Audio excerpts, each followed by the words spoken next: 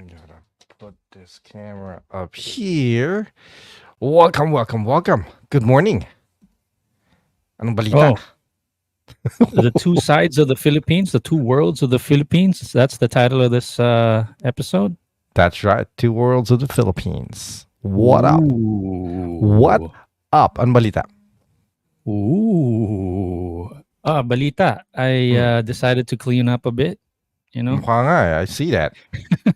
if girls do their haircut, I do my cleaning. Talagang backwards, huh? Yeah.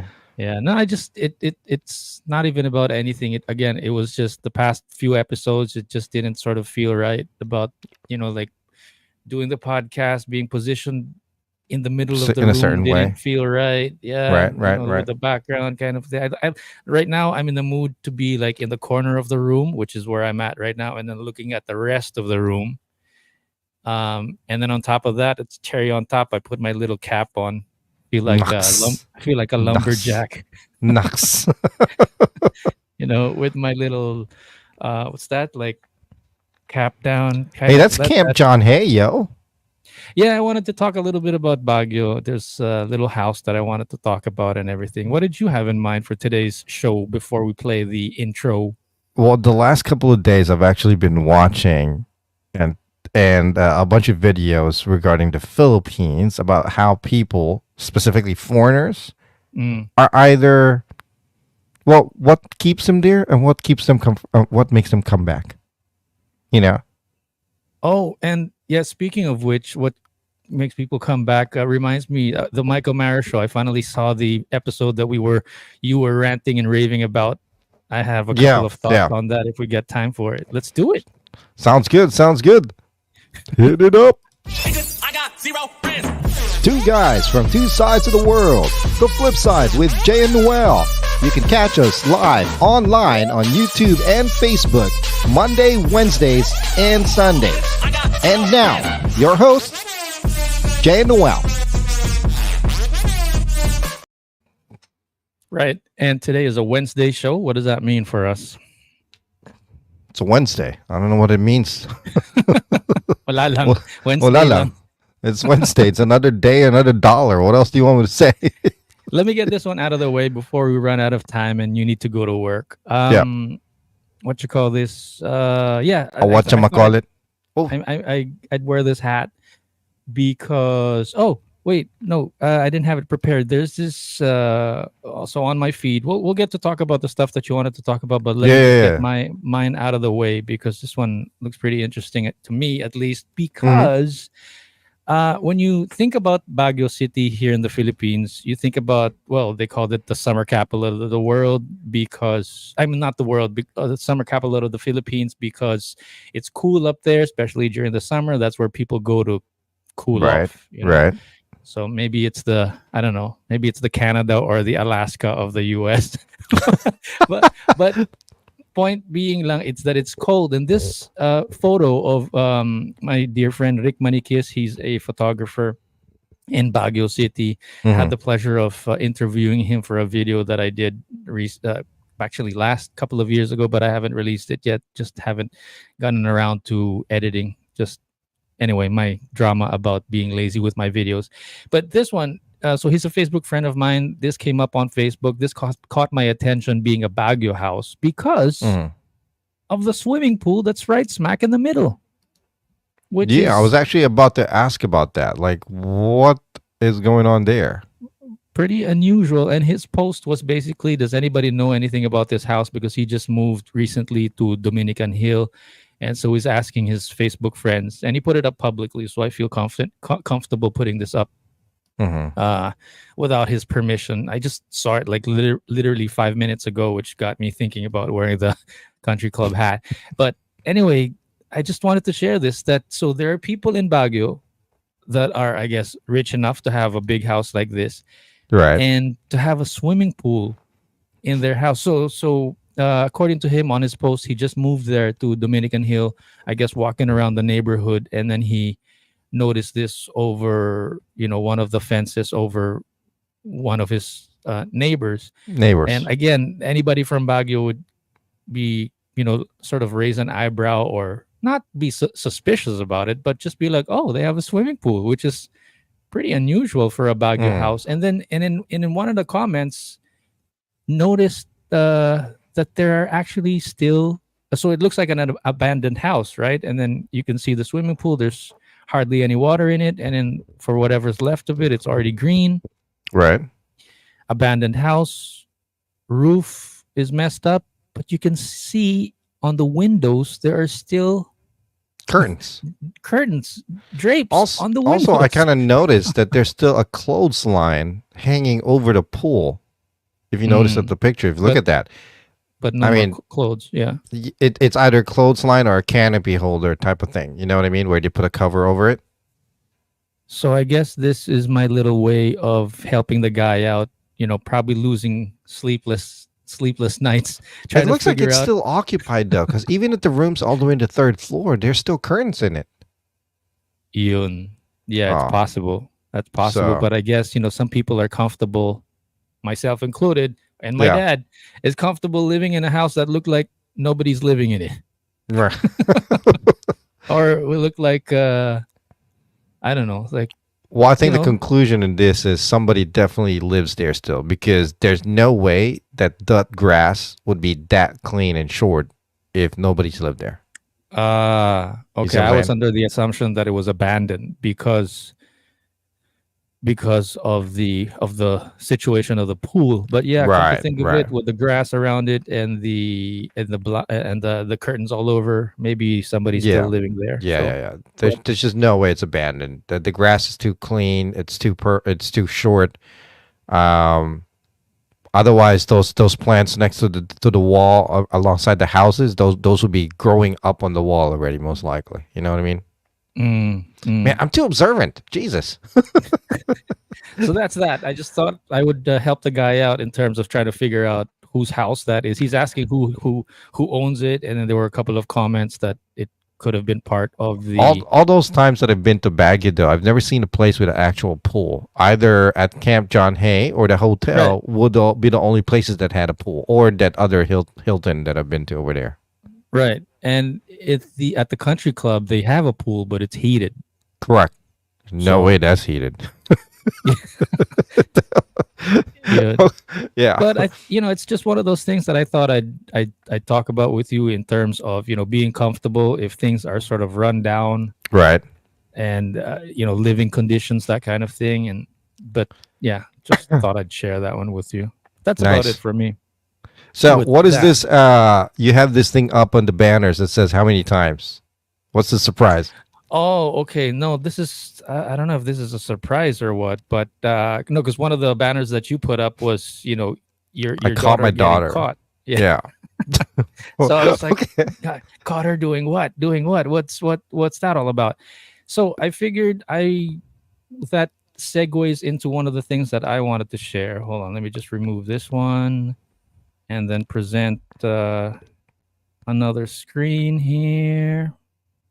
Again, another one of the things that popped up in my feed, which is probably a good segue to talk about the Michael Mara show in a bit. But this one is one of the things that popped up in my feed because occasionally I try to look at other people's podcasts also, but they're the interview type of podcasts. The Michael Mara show. No. The ones that I look into, which is what I wanted to talk to you about. The Michael Mara show is totally different style. Jesus Christ!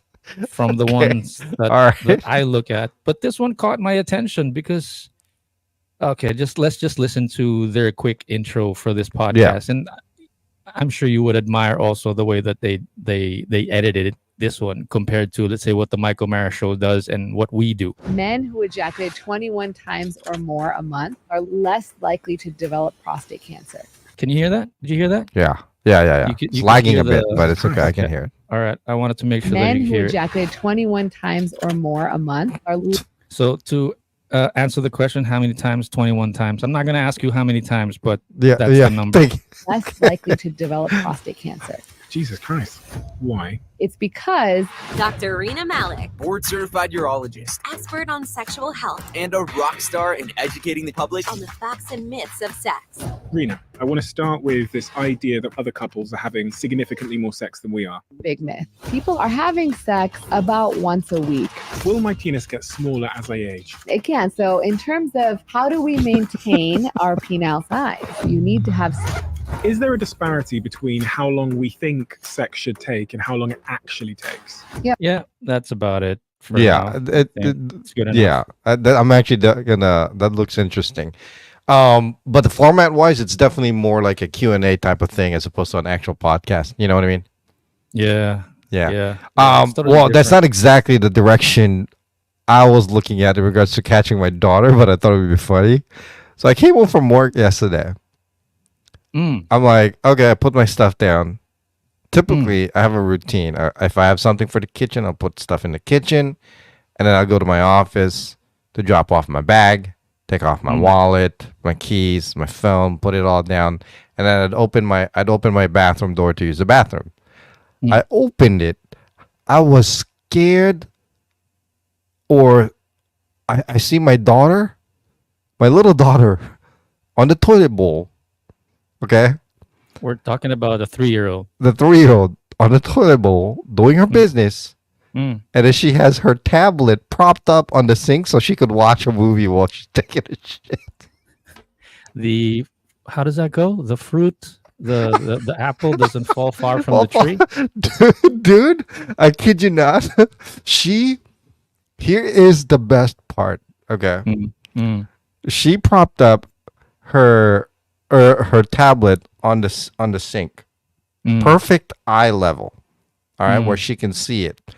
How does she reach? How does she reach the tablet so that she could pause it or not? She has a pencil that's pretty long.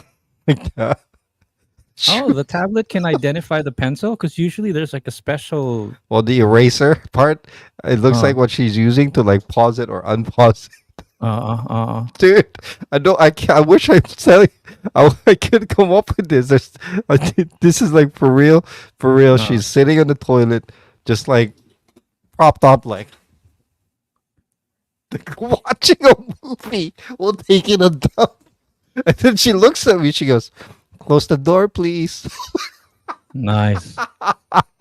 I can't make this up. She I forgot is, to tell my wife about that. And then she just smiles at me. And then what am I gonna do? Am I supposed to be mad? No, I felt proud. Yeah, I'm so compliment proud. her for finding ways and means and then correct it later. But the fact that she figured out a way, right? Right. So I just shut the door and I'm like, Jesus Christ, man. That was, I don't know if it was an uncomfortable sight or whatnot, but I felt proud that she was able to figure it out how to prop the tablet on the sink. Because it's not like it's propped there sitting up. It's like hanging. So it's eye level to her. You know? Anyway. Was that luck or did she use her brain? I didn't. Well, she does things that are, it looks like she's the type of girl that figures out ways to make it work for her. I'm not even kidding. By your stories lately, she's pretty persistent. She has that very. fighting spirit. Very, especially when she puts her mind into wanting something or needing something, it's all over. Game over. And then she does this thing to me that I cannot just I melt. Okay. She'll ask for something. I'll say no. Fine. She'll go away. She'll come back and she'll like, "Daddy, please." She'll do that. Oh my God. I thought she would say something like, "Yeah, but mom says it's okay, so I'm gonna do it." Not even when she wants something and mom says no. She goes to me, and then she'll like, "Please." I mean, she'll literally do this. And like do that whole please act routine, whatever. And I purposely do everything I can to look away. And she'll purposely do everything and then she will do everything she can to try to make sure I'm within eyesight of her so she sees me. Whatever. I give up. So in regards to that, she doesn't do it all the time, but when she does, game over. Never mind. Allow me to segue real quick. This is off Yeah. tangent, but this whole conversation about you and your daughter and you looking away and her being feisty in terms of being persistent Yeah, and yeah, yeah. creative. It reminds me of what I wanted to talk about with my anak the other day about him being a fencing guy Yeah, and the yeah. sad situation with sports and how they're being. But I was talking to the mother of my inaanak the other night, Mm-hmm. last night actually, not the other night, last night, about their fencing situation, the coach's situation, and in general, I just wanted to talk to you a little bit about how you might build that. So the guy is winning; he's pretty good, right? Right, right. And there was this comment about him being like number 6 out of like 45 competitors or something like In that. the country? I don't know. I can't Oh, say. Let's say okay, just in okay. this league. Yeah, So yeah. point being that he's number 6, but the idea is that if he has better training, more support, yada yada yada, he would be like number 1 or number 2. So number 6 because of for like raw talent. Mm. Okay, and this will circle back to your daughter's persistence.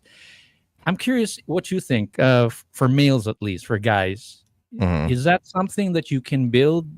And what the coach says, I'll tell you the answer right away, is that the coach needs to sort of build up that ego for that fighting spirit.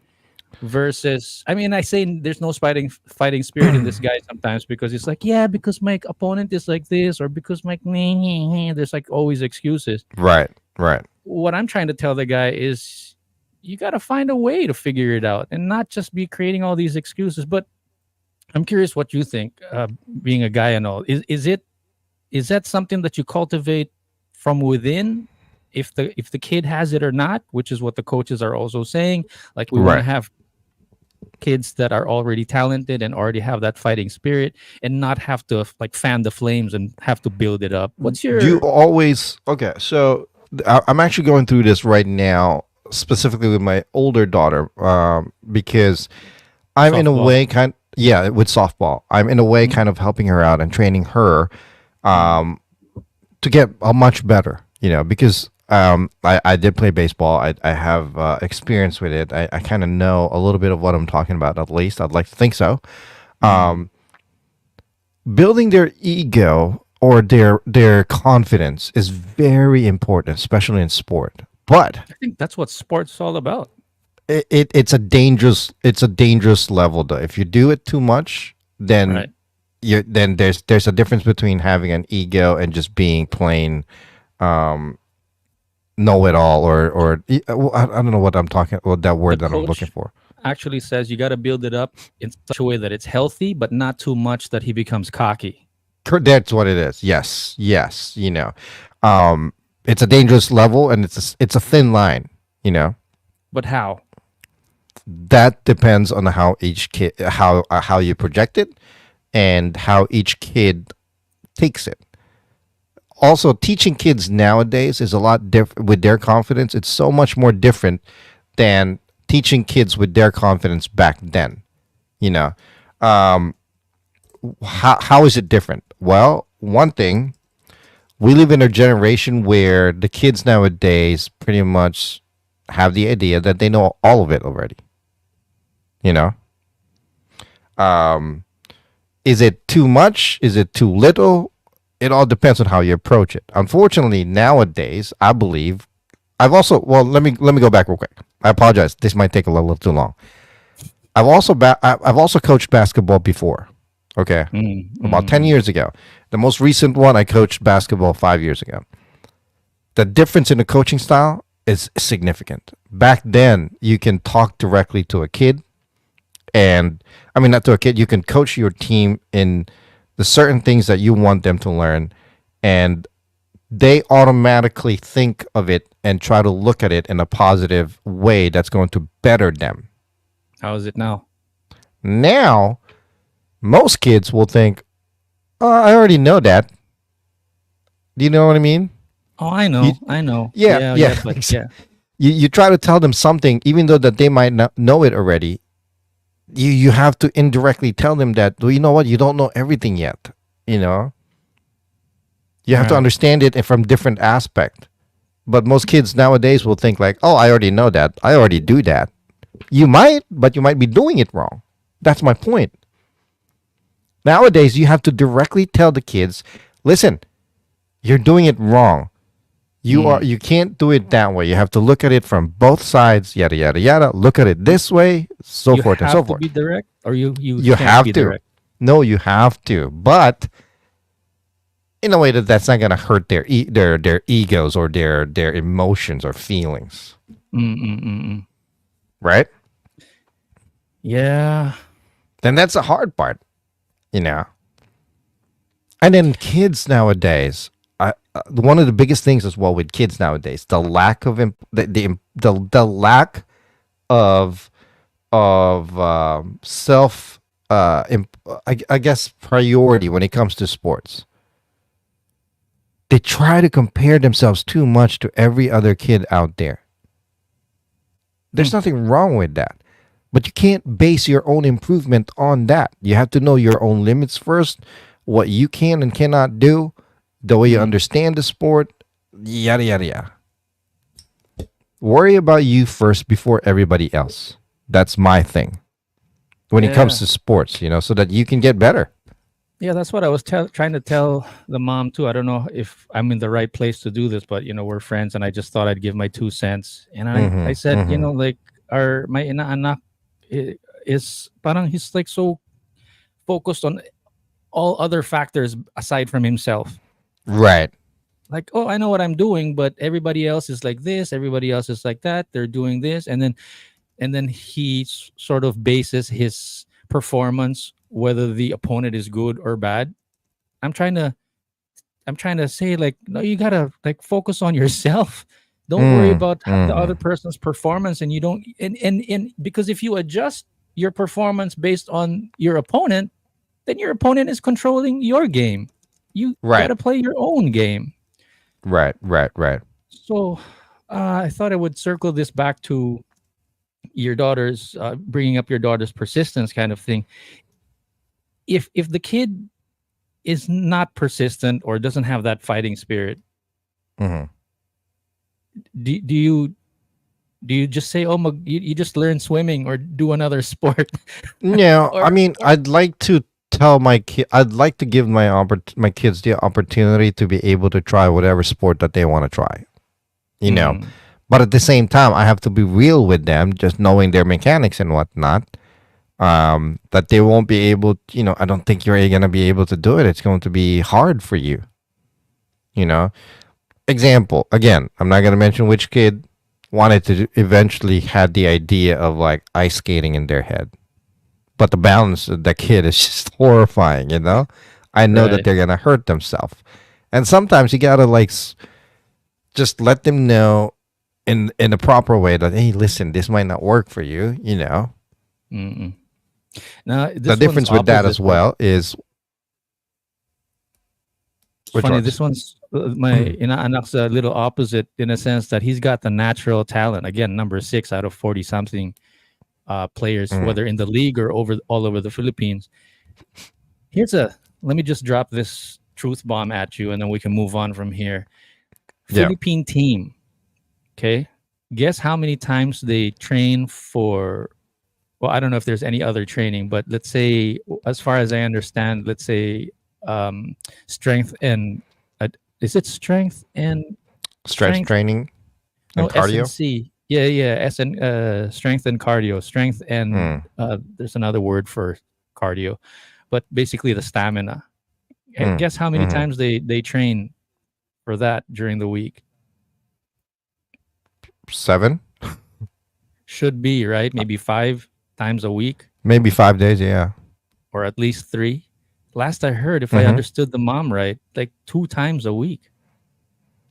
Like, No, that's not gonna work. kulang. Yeah. So Yeah. yeah, Kulang. it's just frustrating in a sense. And then there was also this philosophy about, if they do it too much, they might burn out. If they, you Yeah. know what I mean. So it's this whole balance of whether it's physical or mental, meaning talking about the ego and persistence and building up that fighting spirit, that warrior spirit. Right It there. just You nailed it it's on the head right there. I'm sorry for cutting you off, but you nailed it right on the head. It's What is because it? of like how kids believe that they can do this and that already. You know what I mean? That they're good at it already. The cockiness and the ego. Actually, what I'm bringing up here is I don't know if it's actually coming from, is it the kid's fault? Is it the parents? Or is it the coach's fault? Well, see, that's the thing, though. Sometimes we want to help our kids as much as we can, but sometimes the kid thinks like, "Oh, I already know that. Why am I doing it? It's a waste of time." They don't exactly understand that the repetition is what makes it better. You know, like for Where, example, with yeah, what I've always made it clear to my kids. I'll help you in any way possible, but you need to have the response the be responsible about it as well. And I like to use the you word come initiative. initiative Yeah. and responsible. That's what I'm at. You take the initiative about it, and I'm not gonna go chase after you to go practice. You come get me. You know what I mean? So I've made that clear to my daughter. My daughter's been playing softball for years now, right? And Mm. before, I've also told her, if you want to practice more, you just gotta let me. You gotta come get me. Let me know. Take the initiative. Remember things. You know what I mean? What about It's burnout? because Is that it's something to be worried about? of course you have to look at it. I mean, as a coach or a trainer or a parent, that's all your responsibility to make sure your kid doesn't burn out. You got to tell them that. You know, you got to put a Yeah. limit on it. Yeah, come to think of it, you can't like decide ahead of time if the kid is going to burn out or not, right? You have to Because like you won't test the know. water. You have to test the water, see if the kid's willing to do it. If he's willing to do Right. it, go for it. If Right. he's not, then okay, he'll probably burn out. Right. I do You have to might. give credit to my daughter though that she has been taking the initiative to come get me a lot more, um, and practice. Like for the past 2 weeks, we've Mm, been practicing 4 or 5 times a week. You know what I mean? yeah. I take if she comes get me, I take the time obviously to help her out and try to teach her as much as I can. Um, and then from then on, after that, obviously, while we're doing this, I'm just gonna keep an eye on it to see if we don't make sure she doesn't burn out. Yeah, I think that's the role of the coach, right? Or and the Right. parents also to know your kid, but at the same time, like let them do their thing, but and then know when to back off slash know when to push. And it's also harder because the kids, for some reason nowadays, just don't listen to their elders, especially, or at least the parents directly. Why You not? know what I mean? Is I it don't the know. phone? Maybe it's an authority thing because they can challenge their parents. Do you see what I'm saying? Is Our it because they children can will. just easily Google things? Or maybe that's the No, thing. There's this I'm talking about the idea. listening aspect. Listening aspect, for example. Yeah, Like for that's example, that's what I'm saying. yeah, I tell them something I'll tell her like, hey, you need to make sure to stretch and whatnot. Mm, Every day after practice or whatnot, you got to stretch your muscles because I know. it's I know. eventually gonna get. Yeah, I know, I do. I even though I know they don't or she doesn't. Uh, uh, Um, but I know for a fact that if maybe she hears it from the coach, she's probably gonna do it. but why You do know what you I think mean? they're not? You know what I was thinking? I was joking about it being Googleable and they could just think. There's this thing about there's this thing that kids don't know about Mm. actually knowing it in your head And versus doing it. actually doing it in real life. I think that's where Correct. the cockiness or the I know it all comes from. Well, no, there's two different things because in our days, when we watch something like a video, for example, of somebody playing basketball or baseball, when we watch, we try to learn from it, right? We try to imitate what they do to see, oh, that's how it's supposed to be done. But nowadays, when kids watch something on video, they automatically think they know what they're doing. Does that make sense? Yeah, where does that come from? I don't know. I mean, it's just Chris. I mean, what's his name? Dave Chappelle said it very, very clear. Mm. Kids nowadays believe they know everything and are so unoriginal with their emotions as well because how can they if everything is available for them already? It happens so many times, they get to see it so many times that it's right there. They automatically think that they know it. Or is it also the snowflake mentality where it's like, oh, you're a special child, don't worry about it. No, I don't think so. I Because don't they're think being so. babied? No. No, it's really just the availability of things. It could be as well. I don't know. It all depends. Well, then again, not everybody has the same Or situation where they're able to have the proper equipment, the proper. maybe it's the idea that, yeah, my mom knows or my coach knows, but I also can Google it. So there's this loss of respect because before, no cell phones, no internet, you kind of have this idea it's automatic respect because the fact that my coach or my parent knows a little more than I do, and there's no other way for me to figure things out on my own. I have to bow down to whatever it is that they say because I don't really have a choice. But now I can listen to what the adult says or even what the government says, but I can also do my own research, and that kind of evens things out. Yeah, I guess it could come down to that. It could come out to that as well. But I think it's just the general generational understanding of things. It's just different now. Like you said, there's a difference between knowing it by watching and knowing it by actually experiencing it. Yeah. Just like So that's- driving. For example, another example, just to cap it off, just like driving. I've experienced this both with my kids. Mm-mm. They really thought that before they even started driving back then, they thought that, oh yeah, it's gonna be easy to drive, Mm. and then when they get behind the wheel, they get all shaky and don't know what to do.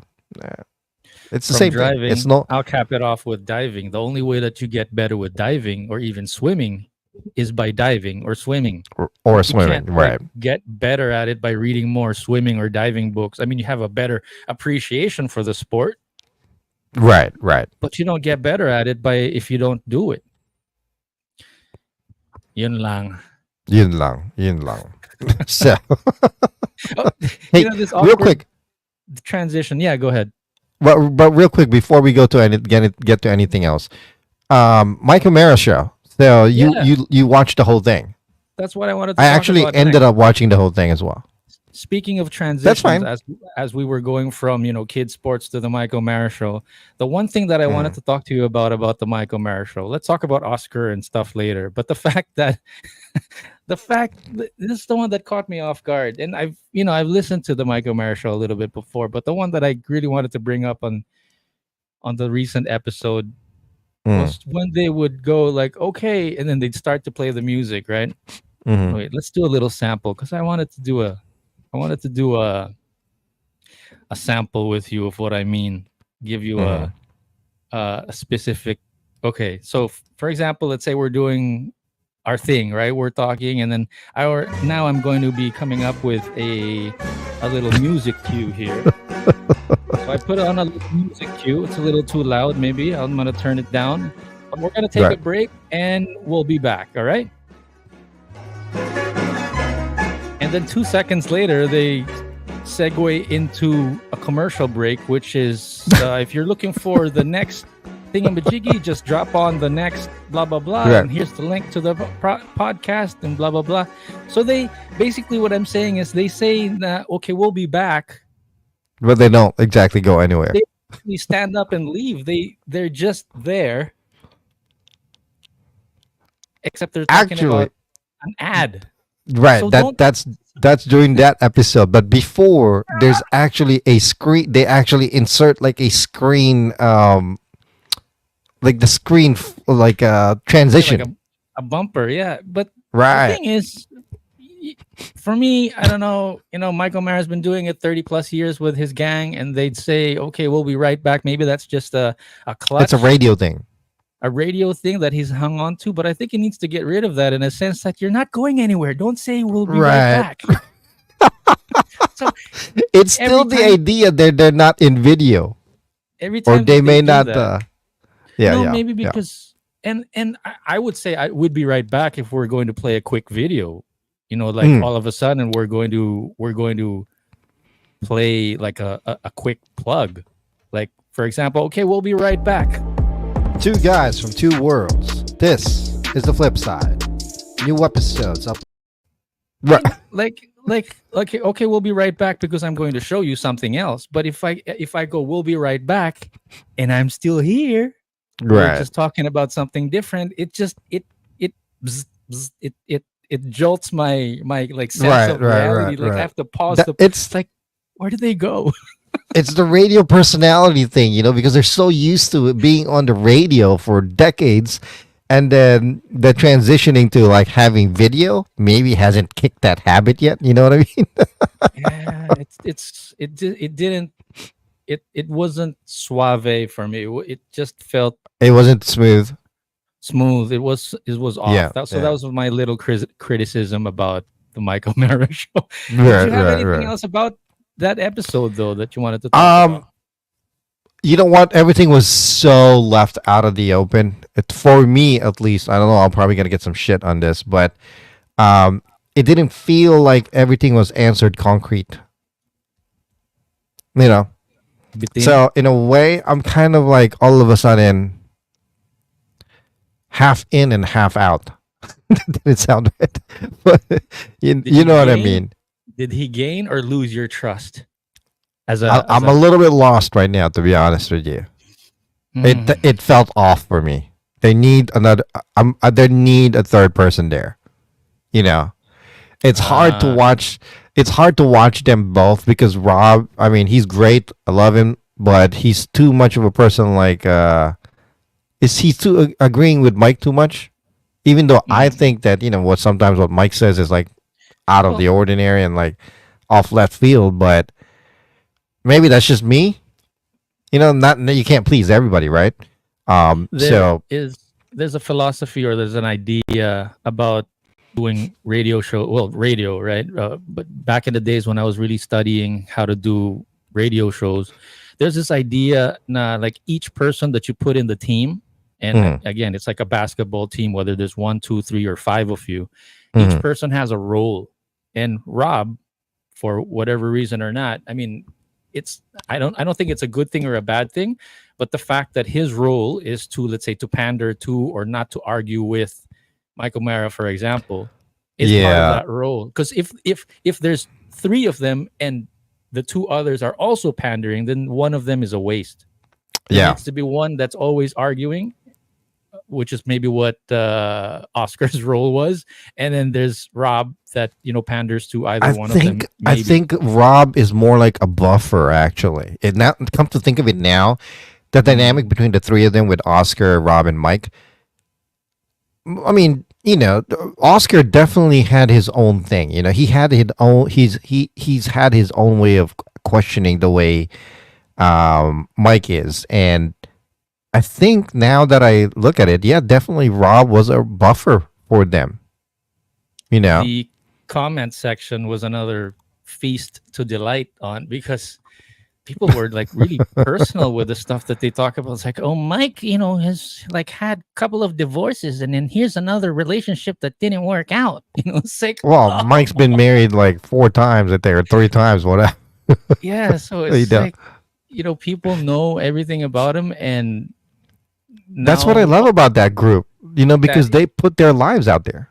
Information that they put out there is now used against them. Like, oh, you had like 3, 4 divorces that didn't work out, so now here's another relationship that's not working out for you, Mike. It's like, Right. Go figure. You should read the TMOS fan page on Facebook. Holy but Jesus, that's like that's like a comic book article. I mean, a comic book on its own. So, did you post another comment after watching this recent episode? No, I didn't. No, because I'm still on the fence. Because they did say that they didn't make it sound like they're gonna bring somebody like a third person on a permanent basis. They did mention that they're gonna have somebody here and there. You know what I mean? What we're doing now, they're forced to do what In we're their doing. in their in their particular aspect, though. Well, I don't know. I'm still on the fence, to be honest with you. I don't know if I'm gonna stay. I don't know if I'm gonna go. So that's my 2 cents right now. How long was Oscar with Mike? I know About Rob 14 was years with now. him. Okay, Rob was with him for like 30 years. Now Oscar's Correct. only been for 14, so half of that. Yeah, Half of that since the whole time. podcast thing started, Wow. But if you because listen between the lines of Mike, though, you kind of get an idea of what it's about. oh yeah, absolutely. And then also, you kind of, if you listen to Mike carefully, the way he talks, it's all about it. It definitely sounds like it's either my way or the highway. Hmm. You I know? wouldn't go that far, but okay, Yeah. go ahead. Go ahead. Yeah. No. Because it definitely seemed like that for me. Oh, Uh-oh. Lost yeah. you. I don't know if you can hear me, but I'm gonna kick back out and then go back in real quick. All right. Okay. So And that way I get to speak my piece. The yes. way the way that I see it, though, it's not my way or the highway with Mike. The way that I see it is that no, it's not the highway. It's not my way or the highway. It's priorities. So this is what I wanted to ask Jason about if he thinks if it's conflict of interest. I think is what the deal was about. And again, we're speculating here. I'm not sure what they're really talking about or what the beef is all about. But the other thing that I wanted to say about the recent episode, though, it felt a lot like a press conference where they were sort of explaining in many vanilla terms, just to say something, just to appease the audience, just to appease the public, but without really addressing what it was all about. But I guess it was also information that, yep, we've cut ties and we're moving on, is basically what they're saying. But he's trying to do it in a very sort of press conference kind of way. And my feeling was that it didn't feel like a podcast. It felt more like a press conference where, you didn't want to be like fighting with anybody or not, what's the word? Not villainizing the other person. But maybe that's not the right forum for it. I don't know. That's why I wanted to get Jason's 2 cents about it. Of course, when he comes back, I'm going to totally forget what I just talked about. So I'll try to write that down somewhere. Hold on a second. I was just in the middle of trying to remember what I said while you weren't here. Yeah. Did you hear any of it, though? No, I did not, unfortunately. Last thing I remember that what I was yapping about, what was that it didn't feel like a podcast where, I get to hear the juicy stuff. Right. It felt like a press conference where he didn't want to hurt anybody. At least for the first part of the show, that's how it felt like when I was watching it and listening to it. I mean, there was it definitely. I think he definitely sugarcoated what happened. I definitely believe that because, as far as I know, as all these years, I've been listening to Oscar even before his inception with the Michael Mayer show, even before for years during his own show. Okay, with the Big O and Dukes, and it takes the guy's got patience. You know what I mean? I've gotten to see him as a very patient guy. Mike So for or him, Oscar. So for him to just literally say, "I'm out," something happened, and I think it got sugar coated and it wasn't explained properly. But who's to say? I don't know the gravity of the discussion or the argument. And then for him to just bow out, my eyes, I believe that. What I picked up on, though, it seemed like, and there were two Marites trying to figure things out here right now, right? But I think Oscar has a business and he's prioritizing that, and I feel like Mike was like, you choose between the podcast or your business. Right. And I think it's a conflict of interest, and maybe that's what they've. I have a feeling that's what they fought about. Yeah, that could be it as well. I mean, it's give me enough time. You don't give me enough time. I definitely believe that that's a big part of it, actually. But again, we don't know.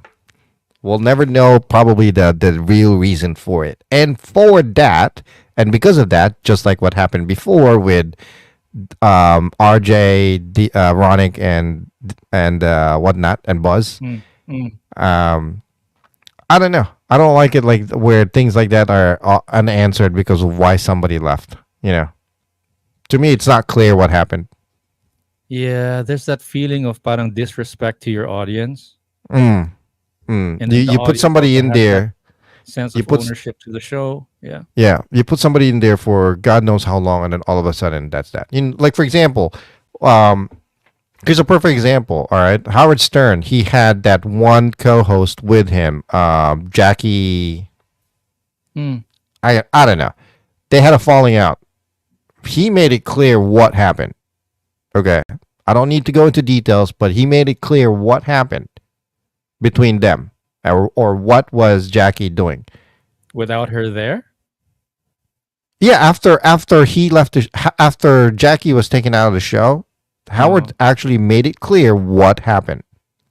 He didn't sugarcoat anything. But wouldn't that be bad mouthing or talking crap about the other person while they're not on the It mic? depends on how you put it. Yeah, but it could have been. It could have been looked at that way. I didn't see it that way. I looked at it. Okay, well, I understand now. You know, I mean, if what was done was bad, then it's bad. Obviously, it's gonna look like it's you're s talking the person or you're bad mouthing the person. But it could be just an explanation. Mike just has this more traditional way of doing things. Right. That's So- why it felt like a press conference in a sense that with all his professionalism and everything, he didn't want to talk crap about Oscar, Right. which it was just with his way of doing things, I guess. And I don't know if that's a good thing or a bad thing, but again, me as a podcast listener, I was thinking, again, besides just like he was doing it like radio wise, and for me, I wanted to get in on the juicy stuff because this is a podcast. This is not a radio show. Dun ako na bitin. That's where I felt shortchanged Yeah. as a So, listener. I don't know. The jury's still out. I don't know if I'm gonna stick around or not. I think I'm gonna give it a couple of episodes, or maybe the next month, just to see. Mm. Because I feel like it was shorted. I'm curious how they would pivot and transition, because Right. that's always interesting in a sense that the only way to find out if the tea is strong is to put it in hot water. Oh God.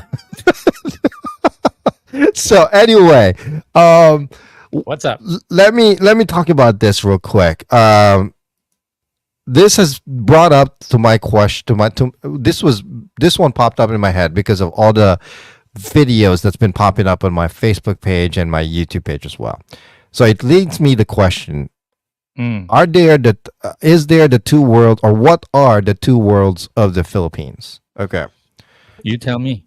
So, from what I learned, watching all these videos, interviews done to foreigners and locals in the Philippines, it seems like there are two worlds to the Philippines, and they're definitely marketed differently. And the foreigners have actually, and for this very reason, is why foreigners actually keep coming back to the Philippines as well. Yes, it's a beautiful country. The people are amazing. The food is great. But Manila, Quezon City, and all that, the major area, is like a world on its own. Mm-hmm. Okay? Mm-hmm. If you venture an hour in any direction outside of those cities, you're in a whole different world. Let me tell you already while your camera is trying to focus. Yeah, sorry. U.S. has New York, L.A., and then there's also the southern states kind of thing. It's kind of like saying, America has like three different cultures, or three different worlds in America. You know what I mean? Like, of course, it's going to be different.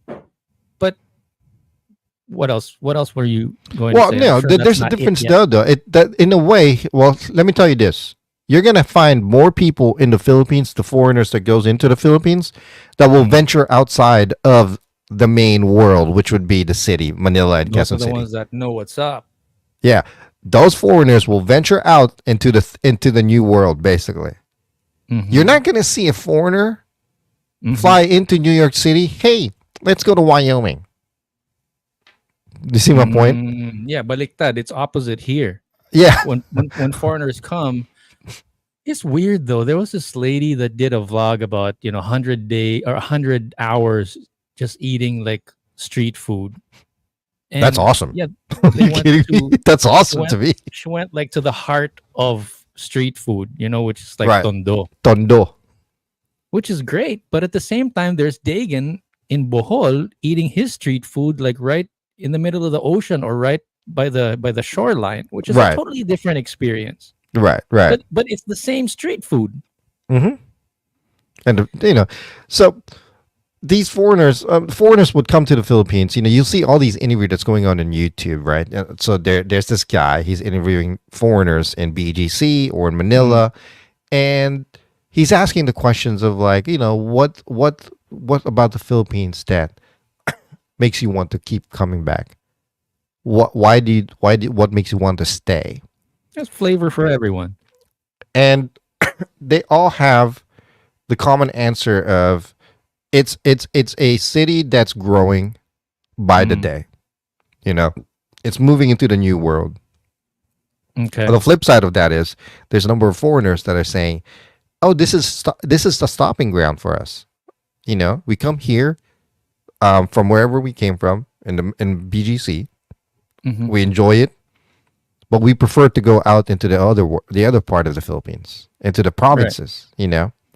And it's amazing.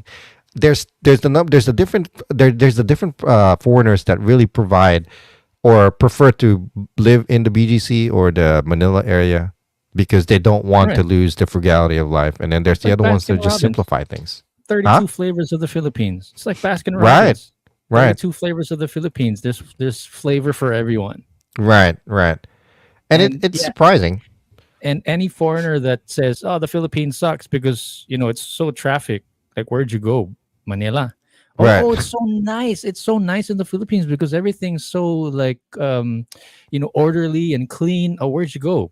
BGC. Oh, Right. it's so nice because there's so many beaches. Yeah, I mean, of course, there's flavor for everyone, and if you've got the money to, and speaking of foreigner vloggers in the Philippines, there's this guy that's getting a lot of, I guess the right word is virality or clout lately. I forget his name and I don't remember the name of his channel. Forgive me, but I know that his real name is Mike and he's Canadian and he's based in Iloilo right now, but he's traveling all over the Philippines just to sort of dip his toes into all the different cultures, experiences around the Philippines. But again, I think the operative word there is that he decided to base himself in Iloilo. Manila. Oh, in Iloilo. Yeah, Iloilo, exactly. That's And funny. Also take note, Commander Daot and Colas, where are they based? Davao. Davao. Right. They're in the provinces of Davao. But there are also vlogger families or families on YouTube that I also shared with you that are based in BGC and they love it there. Right. But So again, Colas and Daot would like not touch BGC with a 10-foot pole. no, man, they literally. It seems like it's not like they don't hate going there. Hate is a strong word, but if they could avoid going to Manila, they would absolutely avoid going to Manila. When Dagan was at BGC, he was, in my eyes, in my interpretation, he was short of saying, "What time's our flight tomorrow?" Oh, really? practically, Right, So right. they spent a good 12. We were, I would say 8, 9, 10, 11, 12 hours at BGC, but they were like, "Let's get out of Dodge," Right. go. Can't wait to get home. Right. So, It's a surprising thing to watch foreigners when they talk about the differences between Manila and the provinces. But at the same time, they're not too afraid to venture out there, which is great. when I So it mentioned makes me Dagan, worry. Shout sorry, go out ahead. to his channel, by the way. It's Millennial Legends. Correct. Yes. Dagan's watch and subscribe. What's your thing though? Is this something that you found out like recently? Like, are you so surprised about the two worlds of the 3-4 worlds? It surprised me, but it also leads me to question of how, because one of the foreigners, she's actually from Canada as well. She mentioned that she's a little worried of how it might drastically change the Philippines because Manila and the city is growing and expanding in such a fast pace that she's worried that it might destroy the traditions of the Philippines. Mm. You know, as Manila and the city expands, it also adapts to Western society, the Western world of living, the lifestyle, so to speak. And she felt like, and it is great. She said that because she's actually lived at the province in uh, Cavite, Mm. I think it was. Or I my can't remember. my backyard. Yeah, yeah, it's not that far, but it's still the provinces is what she's saying, and she's Out, starting to feel the difference of how the outside of Manila. the expansion of the city is starting to affect provinces, you know, and she's worried that maybe is is um is tradition being left behind by the new world, and she's experiencing this firsthand in Manila. You know what I That's mean? what I'm worried about in general for the Philippines. As a Filipino myself, that's whether I'm part of the problem and it's partly my fault or what. But Right? that's what I worry about for us in terms of culture. You know, again, Dig and Millennial Legends, we were talking about a lot about this, and it's so much in my face. Also, when I was talking to him at the Filipino American Heritage Mm-hmm. Cemetery Mm-hmm. about how I'm just, I'll say it flat out. I'm jealous about, or I envy the way Americans, you know, you guys are. It's not the culture; it's just the attitude about heritage. It's, you know, about history. It's You know, valued more. history museums. Yeah, Right. we do have that. We do have like heritage museums. We do have, you know, culture, that kind of thing. But it's not like the other night. I just found myself watching the Arlington Cemetery, you know, changing of Changing the the guards. guards, Yeah. and it's such a different feeling that I can actually say that I've been there, that Mm-hmm. I could say that I've seen the changing of the guards, kind of thing. Mm-hmm. And it's Mm-hmm. such a different feeling when you when they do that. That's us. We do something like that, but it's more theatrical and it's more sort of for show, Right. Right. As opposed to the actual meaning of things.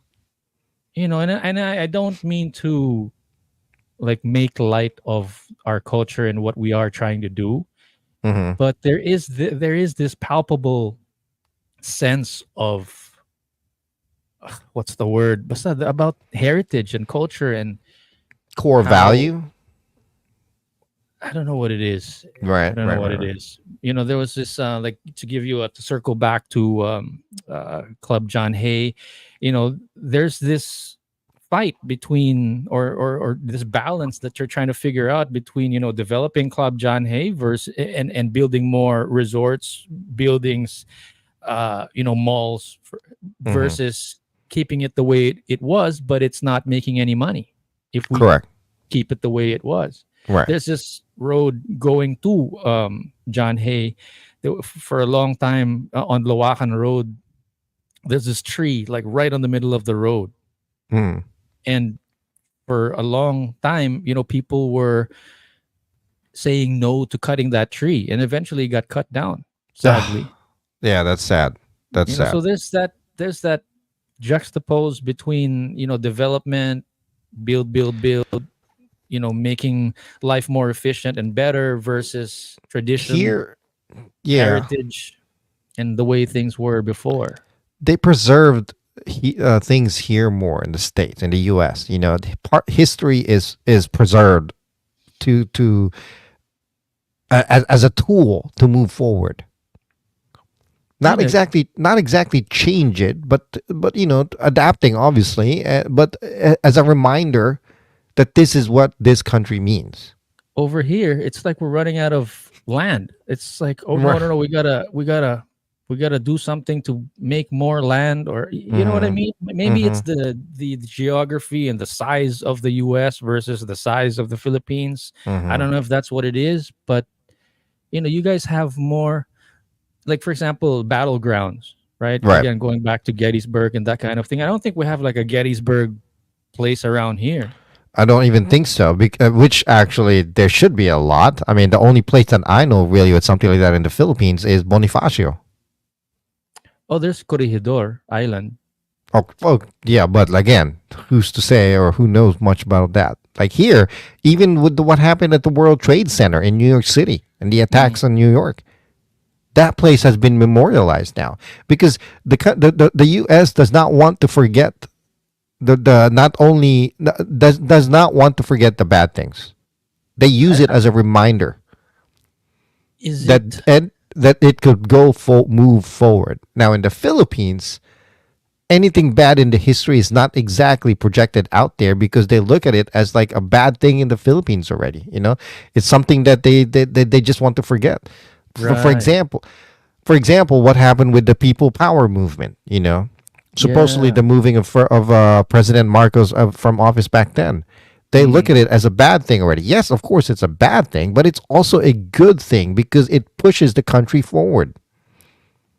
As opposed to embracing the bad for your country to help you move as a country forward, to just keep pushing it down. A lot of millennials, kids nowadays don't even know about the people power movement. They don't Oh, even know they about don't. the No. Marcos era. The Yeah. Yeah. you know, Well, come to think of it, it's like over 40 years ago. 30 years ago. That's a long time. but I think you said it already though. People want to forget. Parang Nowadays. it's Nowadays. uncomfortable, and instead Mhm. of honoring it and making it like something to a stepping stone forward, parang we just want Mhm. to forget it and just Mhm. let it go and move on. Parang And I think that's what's happening in regards to what this girl or this lady that's being interviewed has said. Tradition is in the Philippines is practically not embraced anymore. It's all about moving forward to the new world.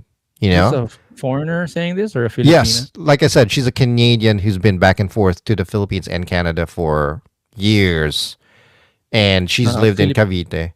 Filipino Canadian or Canadian Canadian? Canadian, like white blonde Oh, her hair, oh. and it's she's a little bit she's not a little bit she's worried, because it's happening too quick and too soon. I think she said that she's been going back and forth for like 10, 15 years, and she's noticed it dramatically in 10, 15 years. You know what I mean? So that's a We scary thought.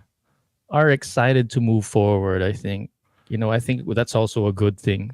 Mm, So but I unfortunately at the consequence with that is we tend to forget, or we want mm-hmm, to brush it aside. mm-hmm, mm-hmm. And maybe that's a coping mechanism of the Filipinos, and or it's just something that I don't know. I don't know what to blame or what to attribute it to, but Right. there is something very palpable, you know, taking honoring heritage. Mm-hmm, You can mm-hmm. really like feel it, smell it, taste it, versus yeah, this is where they fought the war before and a lot of people died. But okay, next on the tour guide is oh, you know what I mean? So is the question, is Manila moving the Philippines forward as a whole, or is it just for expansion to be able to move forward on its own? Yeah, gotcha. I gotcha. And it sucks. It sucks. Um, it's sad because it's really affecting the entire country as a piece. Instead of embracing the provinces and the beauty and the nature of the Philippines and what it provides. And believe me, there's so many beautiful places in the Philippines. It's the biggest marketed thing in the Philippines right now. All I see is like BGC, BGC, BGC. You I know what want I to mean? I like to joke about with remember Roberto and his advocacy about food. Yeah. I um it reminds me of the whole idea of traditional cuisine that Hmm. we'd like that would be nice to go back to, but instead of that what we do is like, what's the next fusion? How can we like make it Yeah. more I modern? hate that. I hate You that. know? So i I think hate that. I think that's how it is, quote, in everyday life, or in more palpable terms, Hmm. to give a more specific tangible example, is the food. About how how we treat our food is basically how we're treating our culture, in a sense. Well, let me put it to you this way. All right. And food's dynamic. Philippine food is not even as expressed or popular the way it is Why change it already? Why infuse it already with something else just to be gain traction? Then you're not promoting Philippine food. You're promoting But the infusion of things. isn't it like, I know, like, isn't it like if it's not, it's kind of like putting up a YouTube channel and whatever niche that you're doing, it's not working out for you. Isn't it time to pivot? I mean, in all fairness, aren't the chefs, restaurants just trying to do what we can to put the Filipino food up there?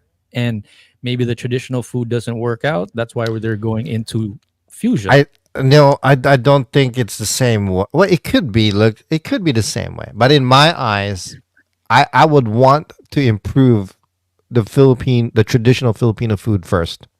When you say improve, does that mean fusion, No, bastardizing the traditional food? What does no, improve because there mean? there's infusion means is literally changing the technique and adding on a different kind of technique into it or the food itself. You Maybe know, that's the answer. People have different ideas of on what improvement slash infusion means or what moving forward means. I don't know. I think in regards to the food though, I would not want to venture off and express Filipino dishes infusing it already. Not yet. You know, because the traditional Filipino food is good as it is. I I want to mean, give I'm you sorry. another example. Mm. At the Arlington Cemetery, changing of the guards, they specifically and they really adhere to, silence and Mm-hmm. stand up. If you don't be silent, if you're not silent, they will kick you out. And if you're not standing up, they'll look at you funny kind of thing. Right. When you walk into the Filipino American Heritage Cemetery in BGC, which not a lot of people go to, seems, because it looks so well guarded, Mm-hmm. you will instantly, parang like you walking into the old, John Hay before, where people all of a sudden respect the place, Mm.